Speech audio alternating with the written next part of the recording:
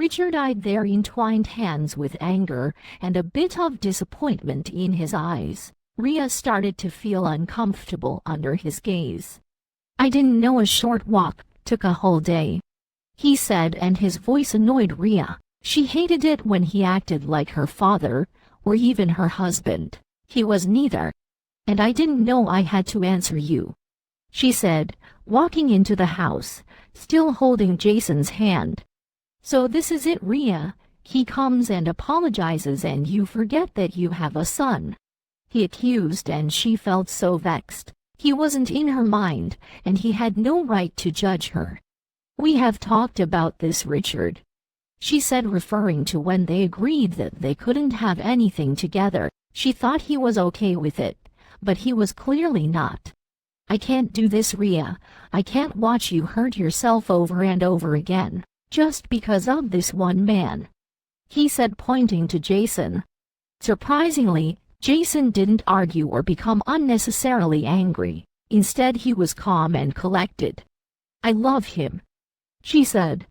"I do everything that I do because I fucking love him. Richard, I would love you if I could, but I can't," she said, her heart breaking with each and every word. It had been almost 2 years since they met, and since then he had been a constant in her life. He did a lot for her, and it hurt her that she had to tell him no.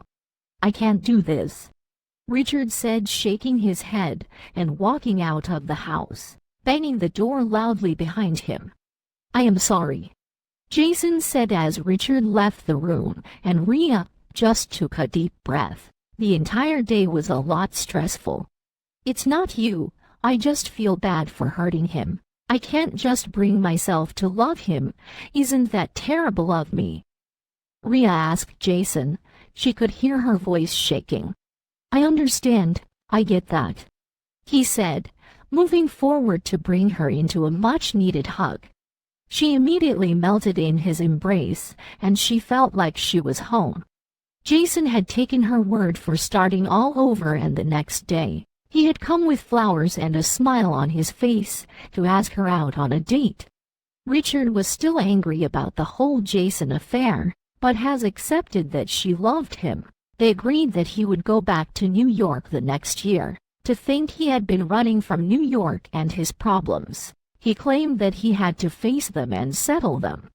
They had their very first date in an amusement park.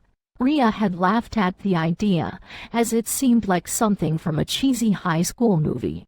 "Look, Theo loves it," he had said to comfort himself. He had taken Theo along since his nanny was indisposed, and the truth was Theo truly did love it. He laughed and pointed at all the bright materials and loved the big teddy bears.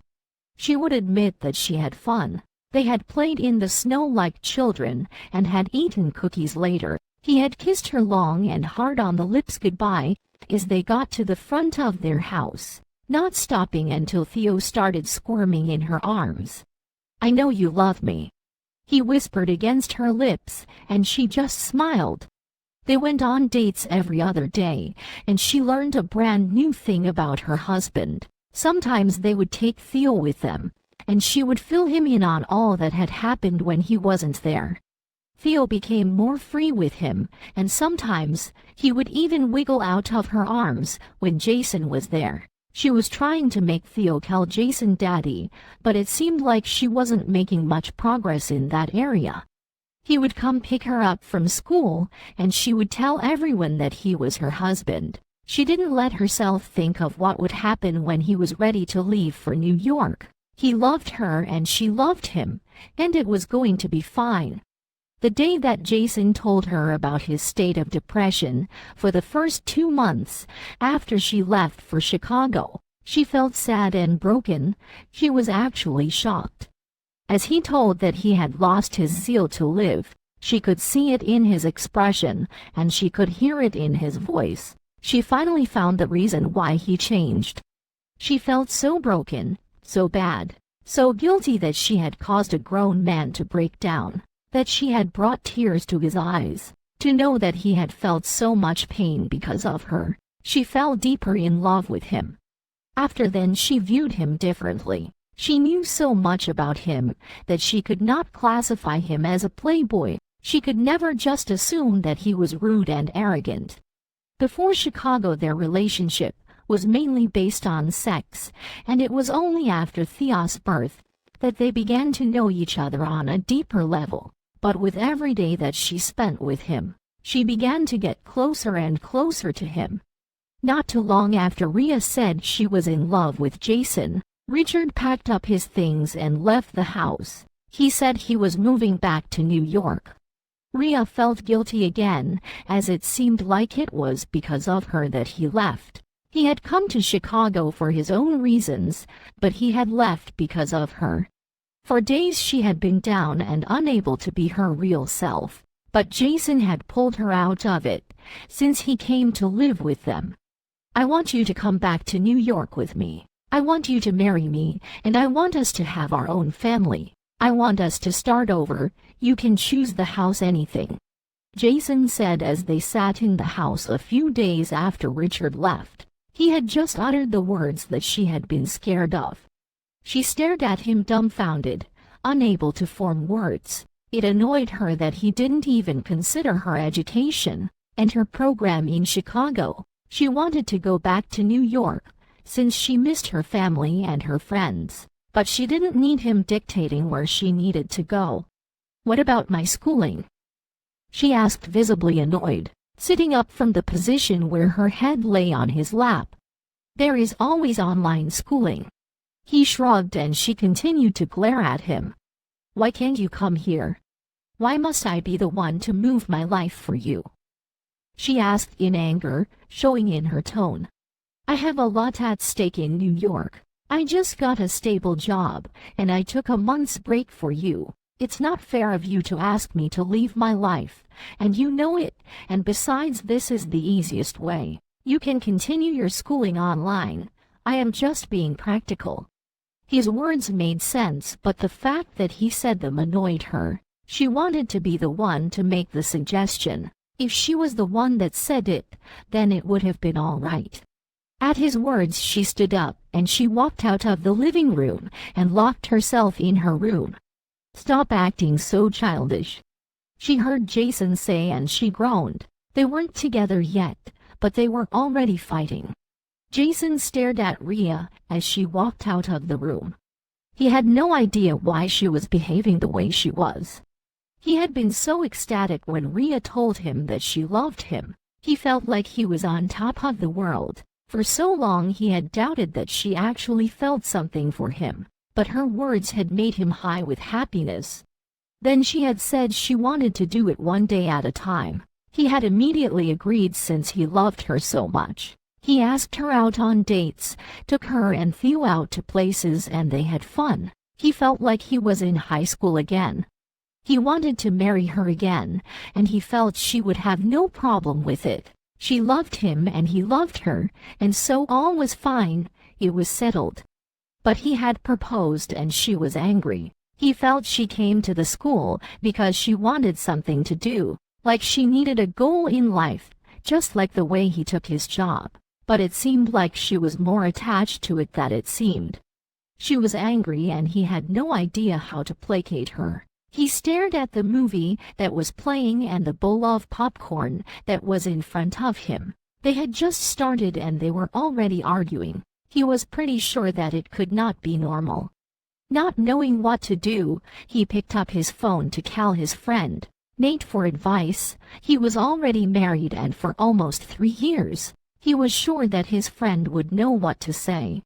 "Hello, what's up?" Nate asked as he picked up on the first ring. "I need some advice, bro," he said a bit desperately.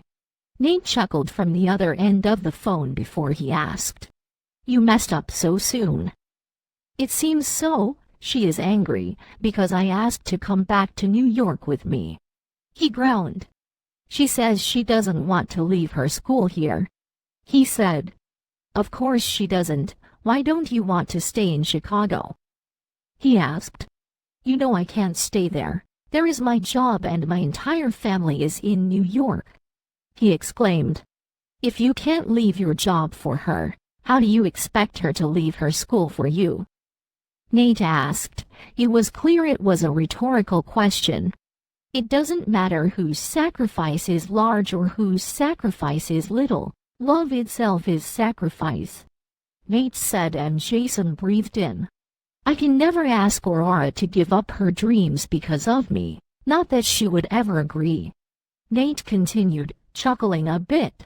Jason wanted to argue that Aurora built schools for orphan children. He wanted to argue that it was so much more important than Rhea going for her MBAs. But he kept his mouth shut. He knew what Rhea was doing was very important in her own field. I will talk to her, he said. After the call, he thought about what Nate had said. It wasn't compulsory for her to be the one to leave Chicago. He could also leave. That night their dinner was quiet, as he was still mulling over Nate's words, and Rhea was probably still angry. He knew she was expecting that he would apologize, but he didn't. He was still thinking about everything. After thinking all through the night, with Rhea sleeping by his side, woke up in the morning and made calls. He wanted to find out if the company that he worked for had a branch in Chicago. Fortunately for him, there was one, and so he started working his transfer. When Rhea went to school, he drove around and began to search for a ring. He searched for hours and hours before he found the one that she would love. He picked up a dress for her and a pair of shoes, and even hired someone to do her makeup. He had put up reservations in one of the most expensive restaurants. He wanted to propose to her in style. In a week, everything was ready, but Rhea seemed a bit jumpy. He could not blame her, as they had not really settled their argument. I want to take you out, he told her when she came back from her classes, with Theo propped on her hips. She looked absolutely surprised by his statement, but she didn't say anything. She just picked up the clothes that he had shown her and went to change. He had called both the nanny and the makeup artist, and went to another room to go get dressed. When he saw Rhea in the red body fit dress that he bought for her, he almost came in his pants. When he saw the red dress, he had envisioned Rhea in it, and had remembered the first time they met in the club. His imagination could not come halfway to the real thing. Rhea looked absolutely like a goddess in soft but beautiful makeup and black pencil heels. You look beautiful, he complimented her, and she smiled. He could still see a hint of confusion in her eyes, but she didn't say anything. Thanks. The ride to the restaurant was long and the air was tense. He was tumbling his thumbs, and he was driving his car. As they got to the restaurant, he drew out a chair for Rhea, wanting to be as much as a gentleman as possible. So, she said. So, he replied. We should order, she said. We should, he agreed. He almost laughed at how tense the conversation was. The waiter came to take their order, and they ate their dinner in silence. They had finished their dinner and were sipping their wine. His heart was beating loudly in his chest. He had never been so nervous in his life. The speech that he practiced evaporated, and went down on one knee and brought out the ring in the middle of the busy restaurant. Will you marry me? He asked. Marry me, Jason said as he knelt on one knee in the middle of the restaurant. Rhea stared at him dumbfounded. She was so surprised. She had not expected those words to come out of his mouth.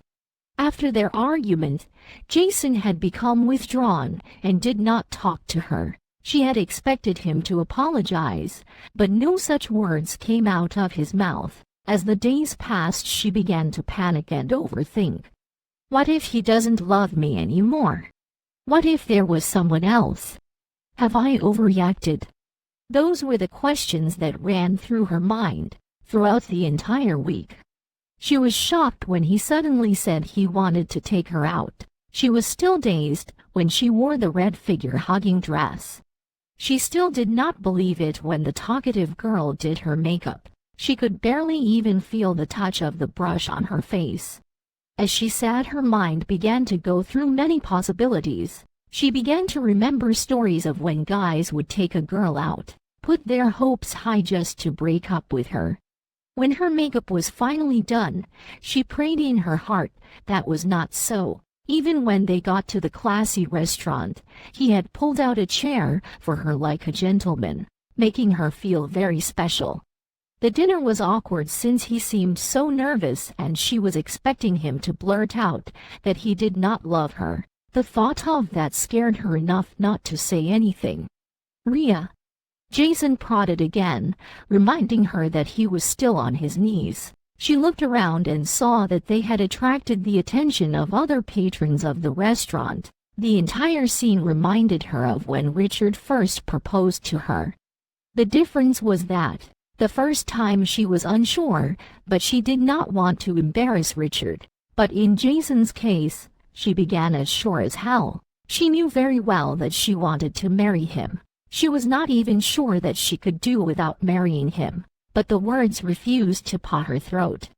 She wanted to scream yes, but she could not form the words. Tears began to form in her ears as she bent on her knees to hug him. She could feel his body relax in her hold. "This means yes, right?" he asked as they both stood up from the uncomfortable position. "Of course it does," she said and stretched just a little to give him a sweet kiss, one that turned into so much more. She heard the clap and cheers from people in the background.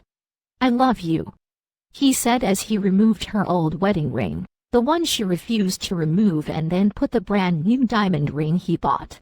She smiled as wide as she could, pure joy filling her soul. "I'm getting married.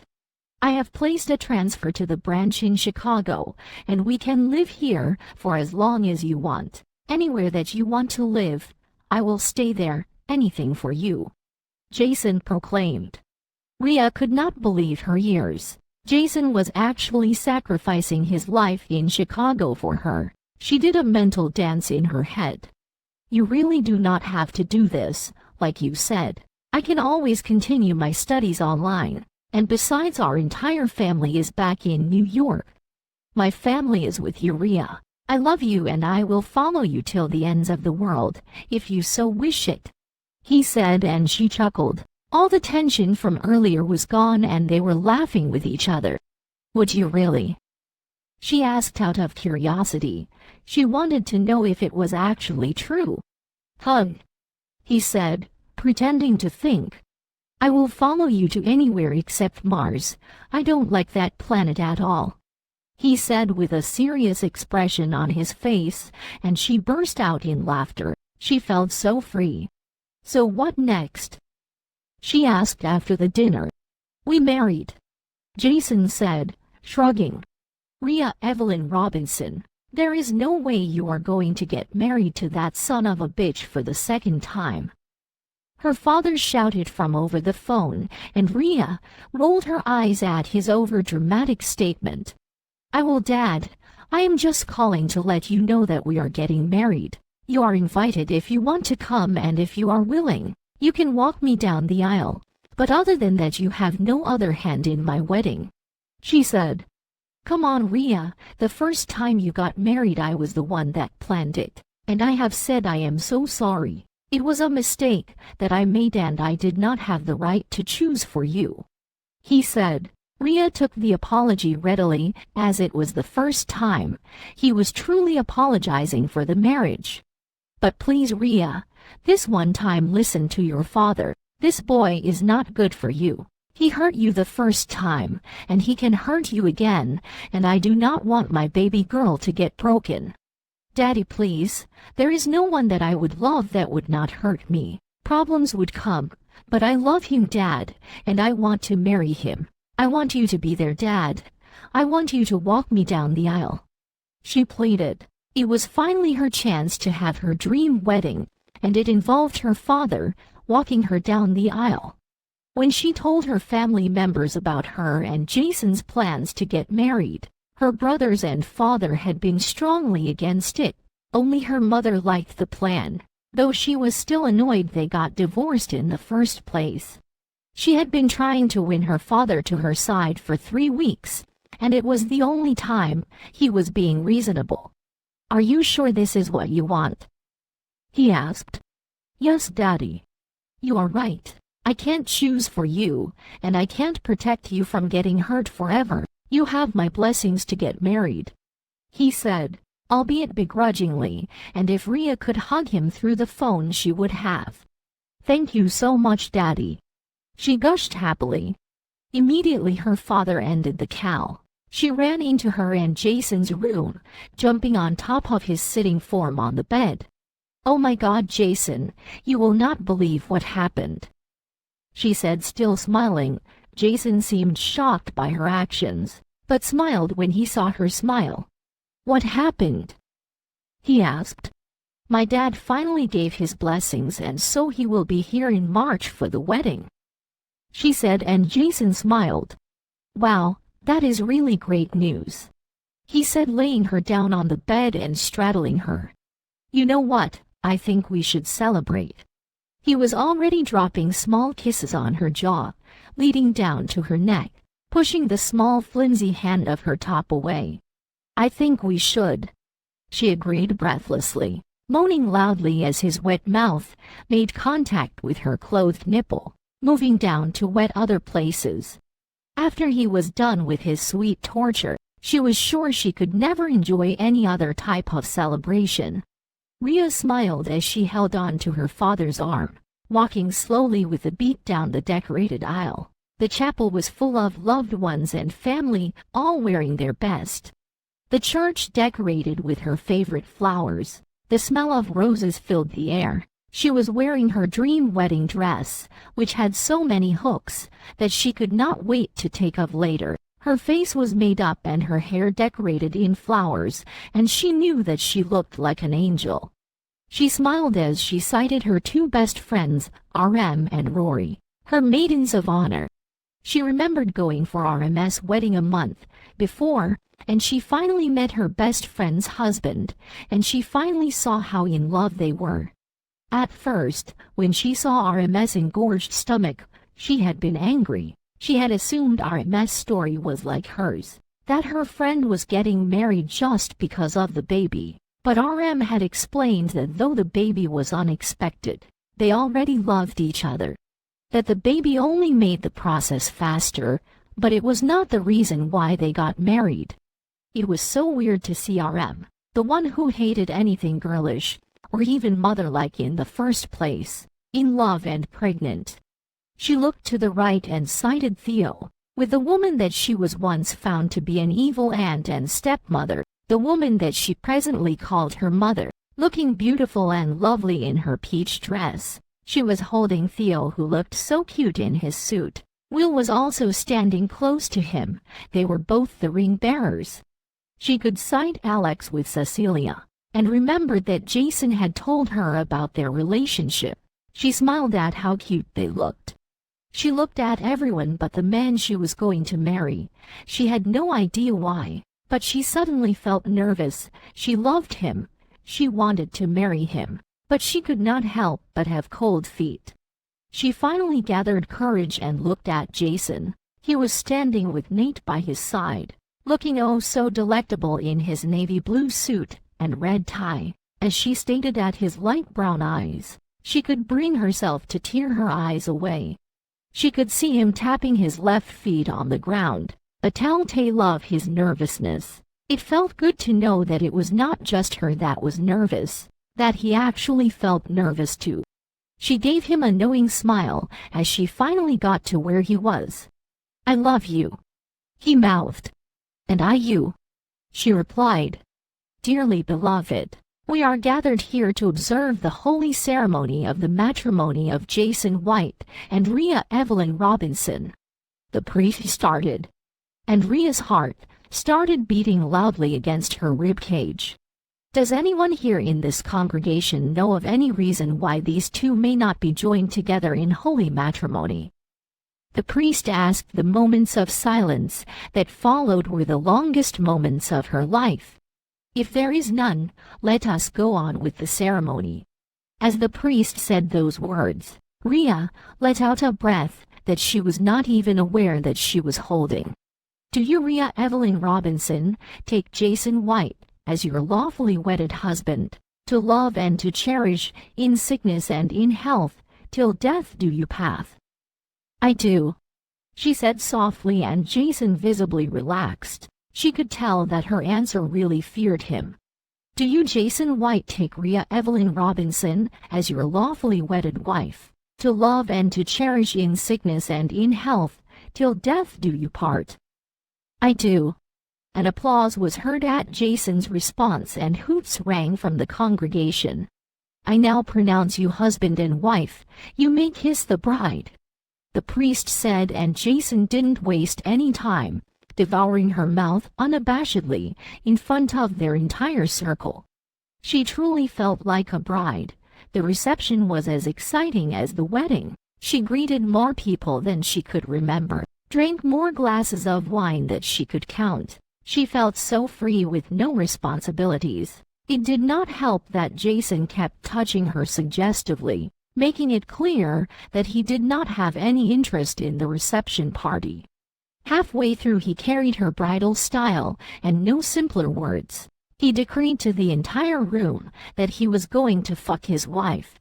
He carried her all the way until he got to the car. Then he proceeded to ravish her. Rhea was so happy that they had a driver, and there was nothing to stop them from having the most fulfilling wedding night she could have ever felt. When she came to the house, he carried her again over the threshold inside the house, and she giggled along the way. He proceeded to kiss her and love her until she felt whole, ravished her until she felt sore all over.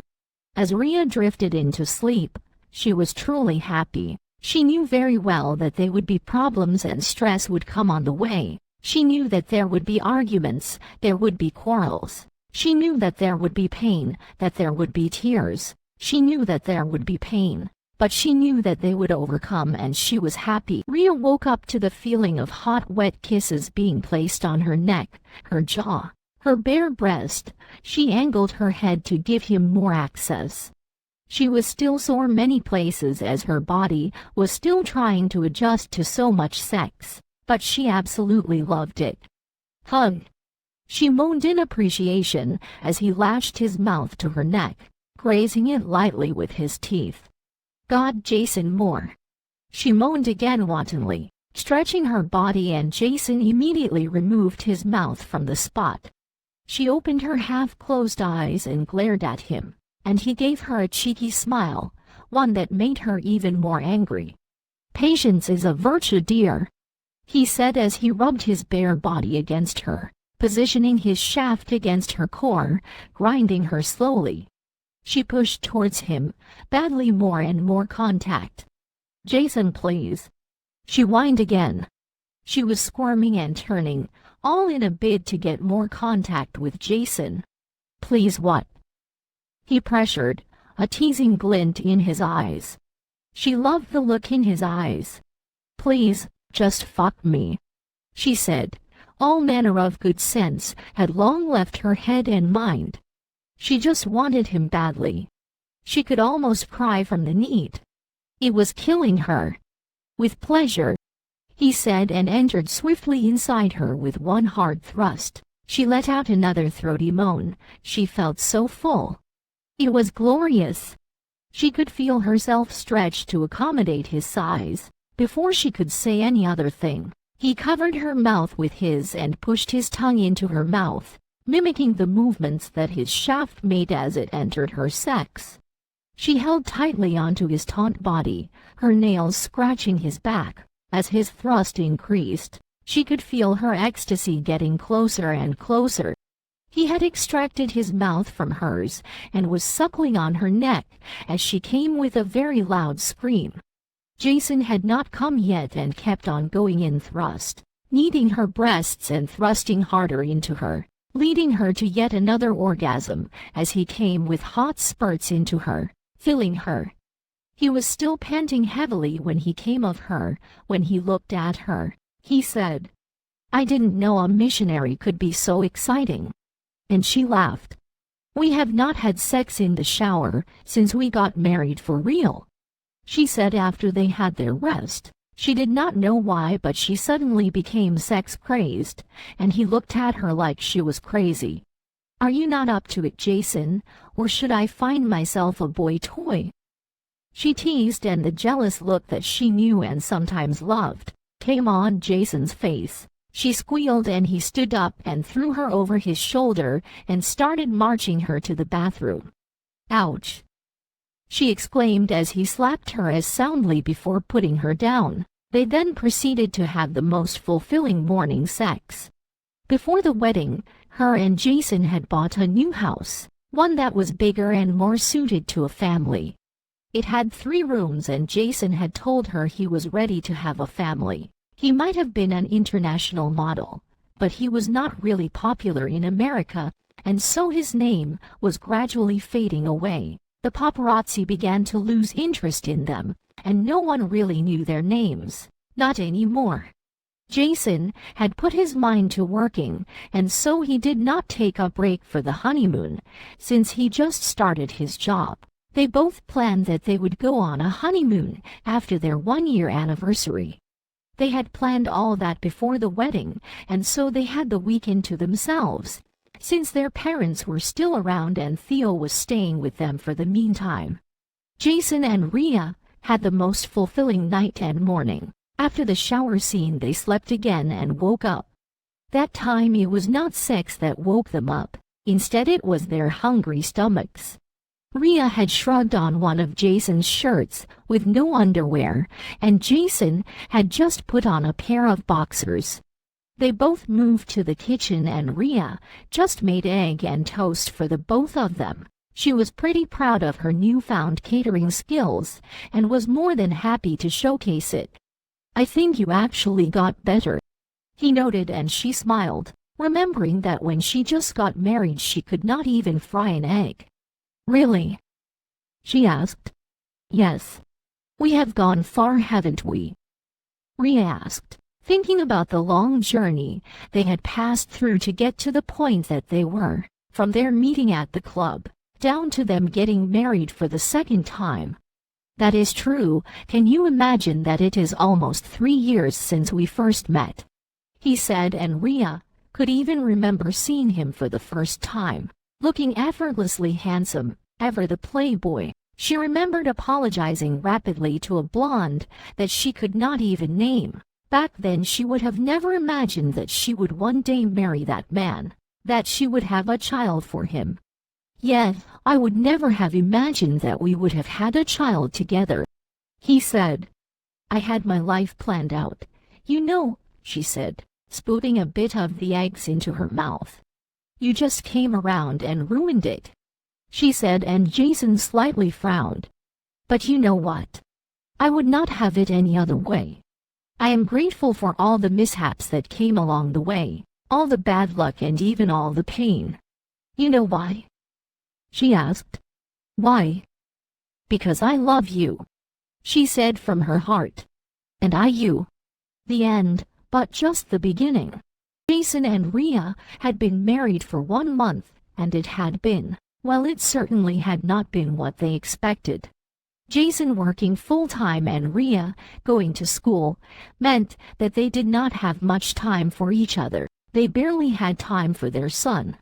Jason tried his best to solve the problem of not being together by planning a date every weekend, and even bringing Theo with them. Theo had started to call him Daddy, and Jason could not explain the type of joy that it brought. The day Theo first said the word, he called everyone to let them know that his son now knew him as Daddy. Jason's new job was nice, and he was occupying the same position that he was in New York. To avoid the problem of New York, he clearly stated that he was married and had a child, placing a big picture of him, Rhea and Theo, so that anyone did not make assumptions. He actually liked Chicago more than New York, though he was a bit homesick. He accepted that his home was wherever Rhea and Theo were. Rhea's birthday was in 1 week's time, and he was planning a surprise for her. He truly had no idea on how to go with the surprise, and had employed the services of an event planner, hoping and praying that Rhea did not get jealous, as she seemed to always misread those types of situations. He groaned as he stood up from the bed, stretching his body as he stared at Rhea's sleeping form. Claire, the event planner, had told him to meet her at a cafe at 7 in the morning, since it was the only time that the both of them would be free. He wanted to wake Rhea up and tell her where he was going, but he did not want to lie to her, and at the same time he wanted to surprise her. It was his third meeting with Claire that week, and he was sure that Rhea was already getting suspicious. He quickly took his bath and put on a suit, taking his bag and tiptoed out of the room, doing everything that he did so quietly so that he did not make any noise.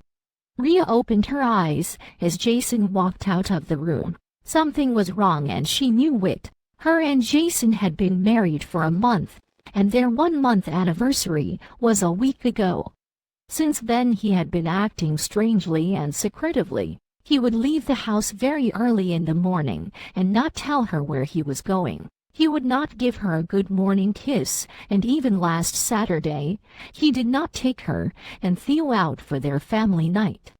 Her first thought was that he was cheating on her, but she knew him more than that.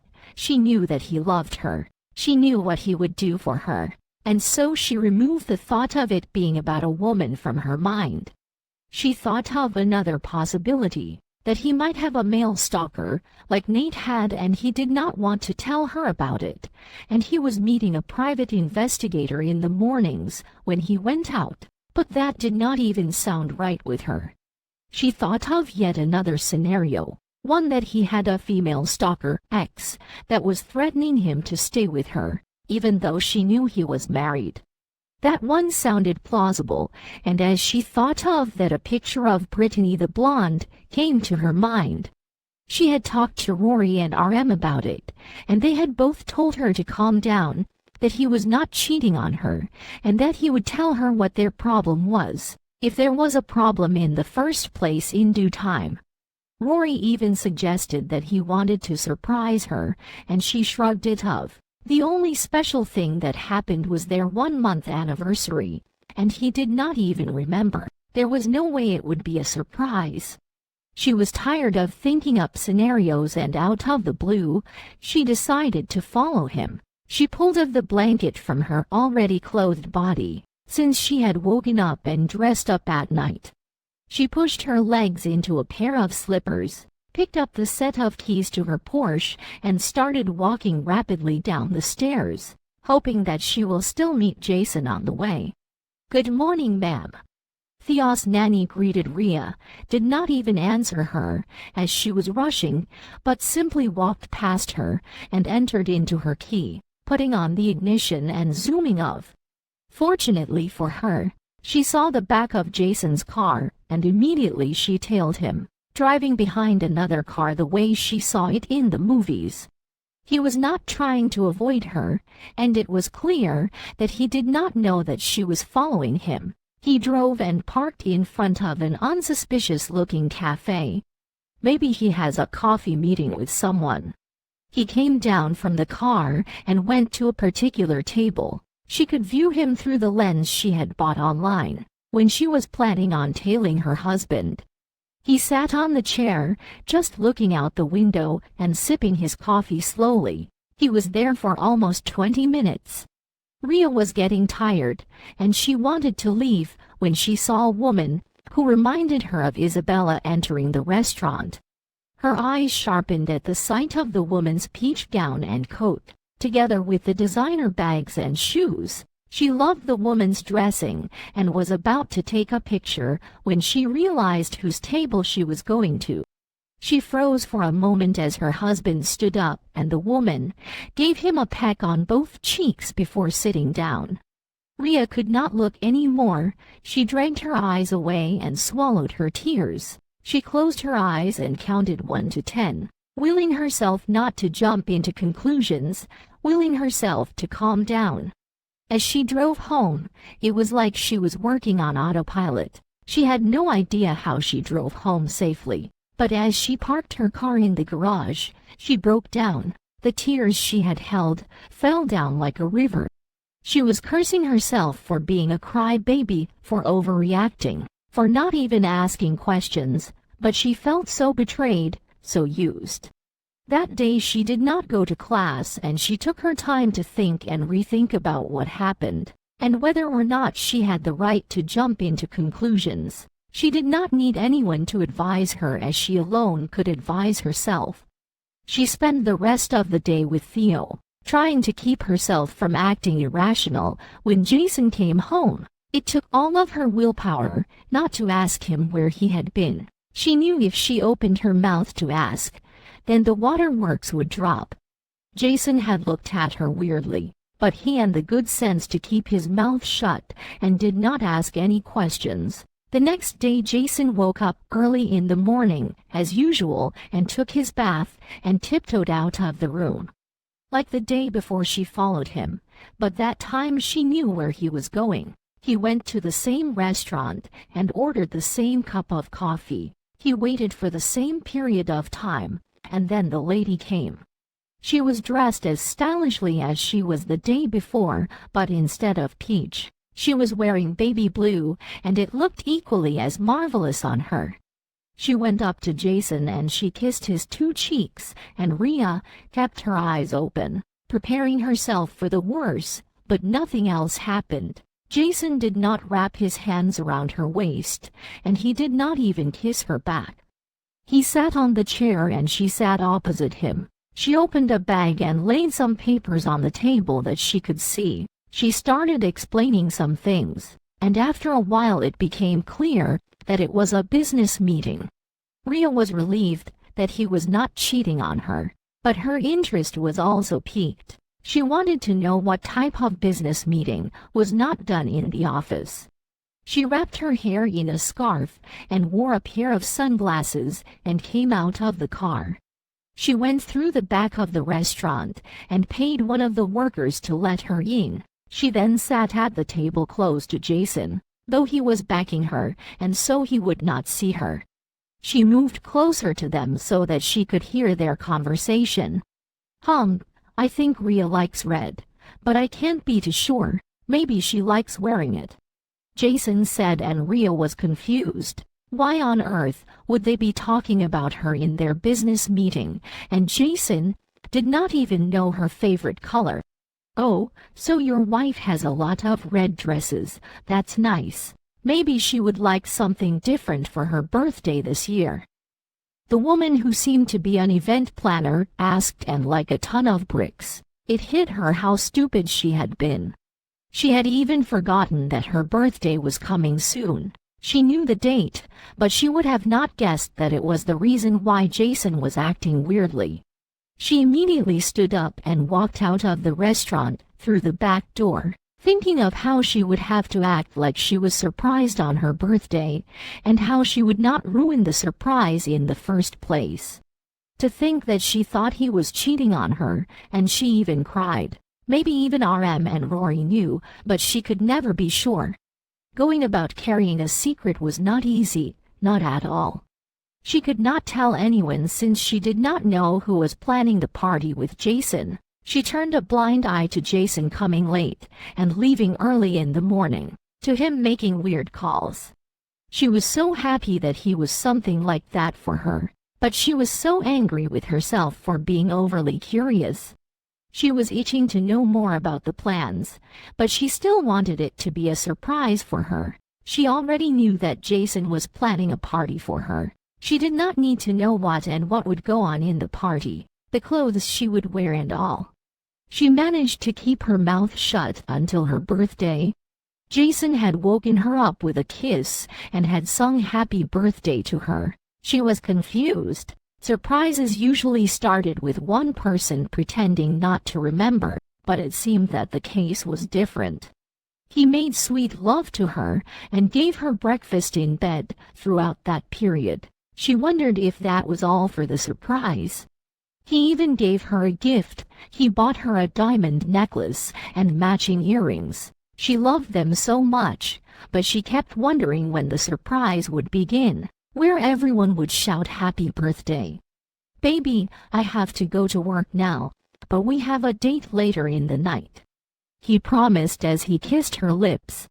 When he left, her phone was bombarded with calls, and she received happy birthday messages from friends and family, her mother, father, her brothers, RM, and Ria, and everyone else. By the time she had finished answering all the calls, she figured Jason canceled the surprise party, or he hired an event planner to plan a dinner for them.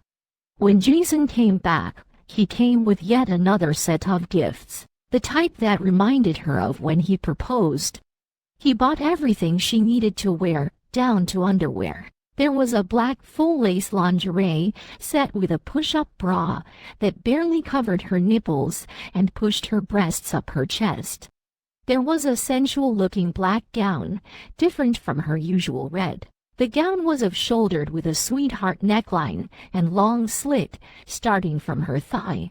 She paired with a pair of nude heels that had some glittering diamonds as designs. Like for their engagement dinner, Jason hired a makeup artist that made her look very beautiful. She put her diamond earring and necklace as finishing touches. After kissing Theo goodbye, she was ready to go.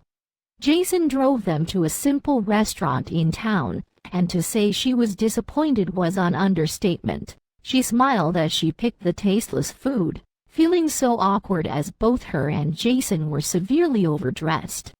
All she wanted was for the night to be over, so that she could go home and rest. "Can we leave now?" she asked Jason, her anger sounding in her words, and Jason looked confused, making her immediately feel bad. "What, you don't like it here?" he asked.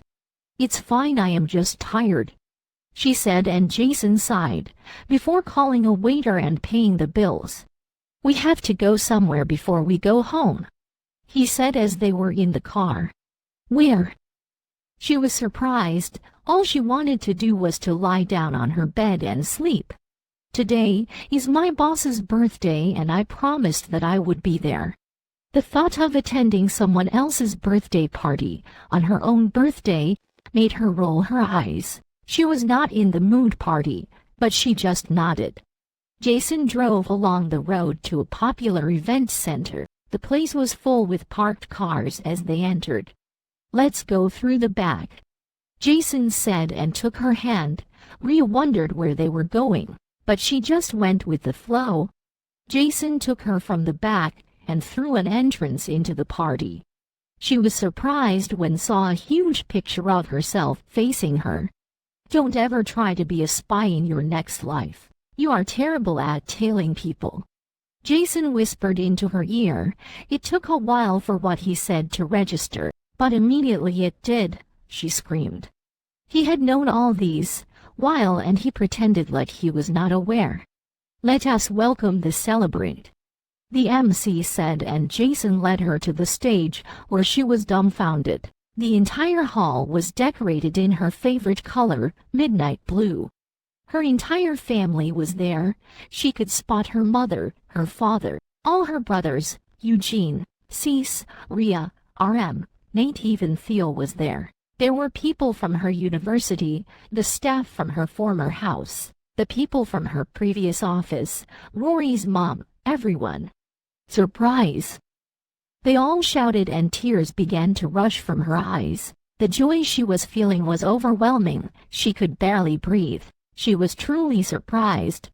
"Happy birthday, love," Jason said into her ear, wrapping his hands on her waist. "I love you so much," Rhea said.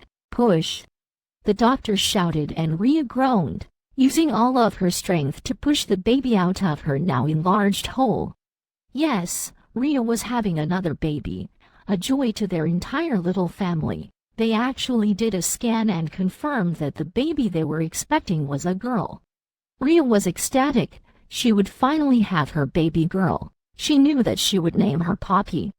Her pregnancy was much more different from the first. For one, she knew from the very beginning that she wanted the child. She had even craved for her. Her and Jason had just had their 1-year anniversary when she found out that she was pregnant. She was already done with her MSc program, and her and Jason had already agreed that they would move back to New York, since nothing else was keeping them in Chicago, and Rhea wanted her children to grow up with their grandparents and their uncles. When she was 4 months along, they officially moved back to New York. She had surprised Jason with booties and all to let him know that he was to be a father for the second time.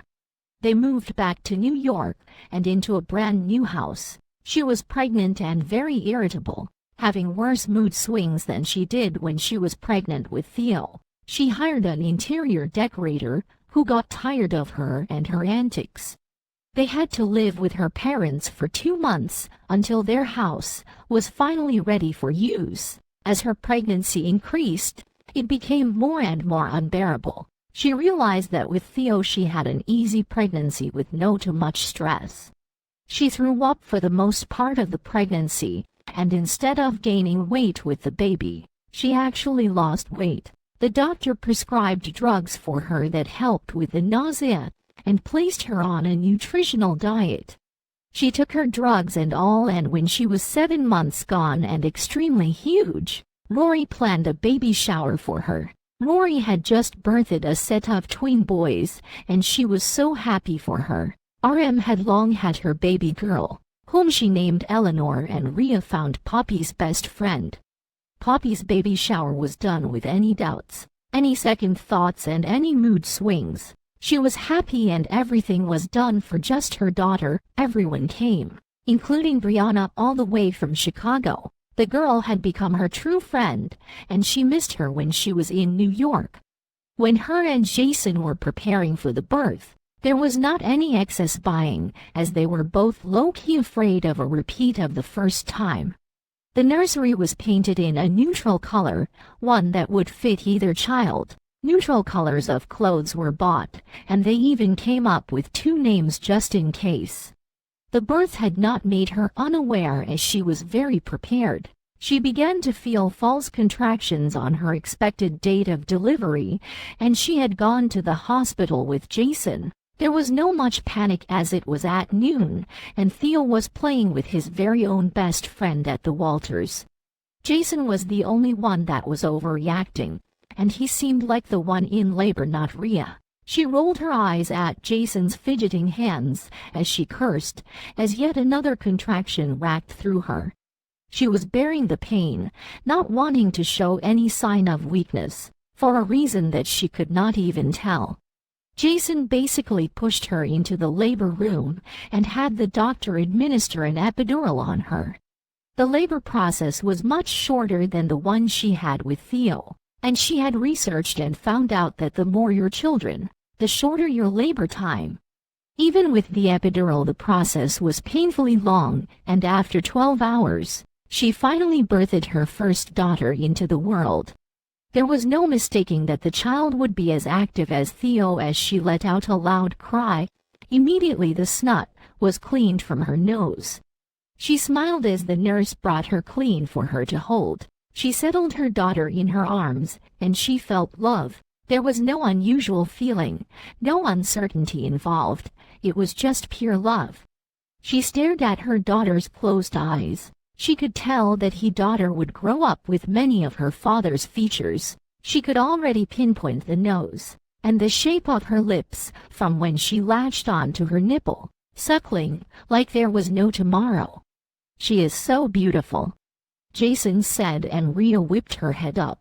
She had been so occupied staring at the child that she did not even notice that Jason was inside the room. "How will you not say that? She looks like you," Rhea said, pouting, but barely. She was so tired and all she wanted to do was sleep. "Of course she does. She takes after Daddy," Jason joked. "I am tired. I feel like sleeping," she said, yawning as the words came out of her mouth, and the nurse that was in the room immediately took the baby out of her hands and shooed Jason out of the room. She could see Jason leaving the room as she dozed off. "What is wrong?"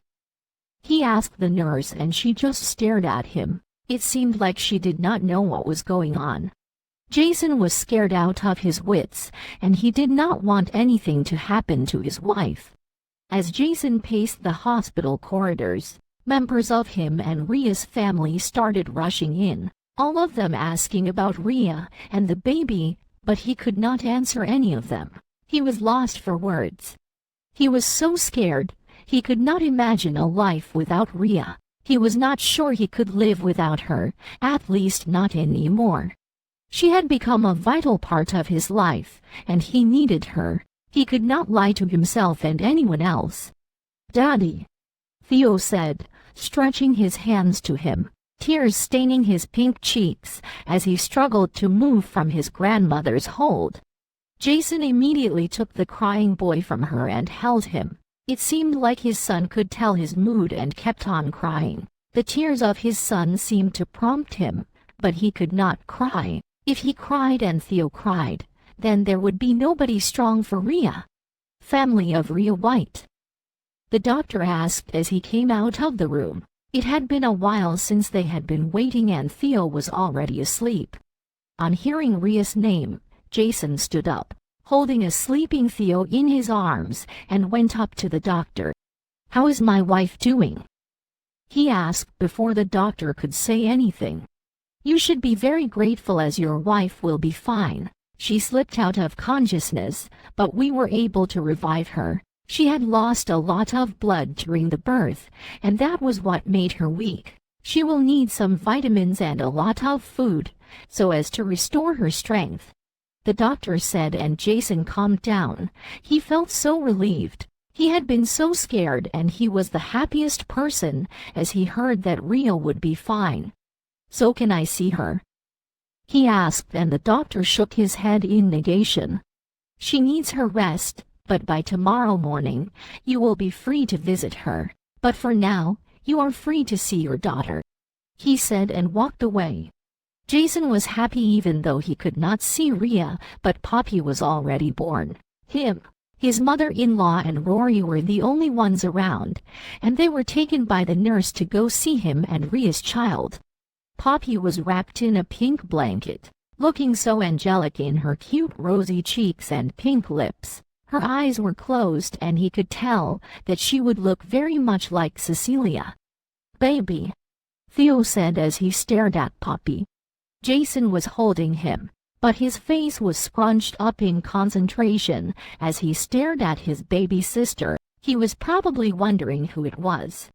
"Yes, Theo, that is your baby sister. Her name is Poppy," he said, and Theo nodded, like he actually knew what Jason was talking about. "Mommy?" Theo asked. Jason did not blame the boy, as he had not seen his mother for an entire day.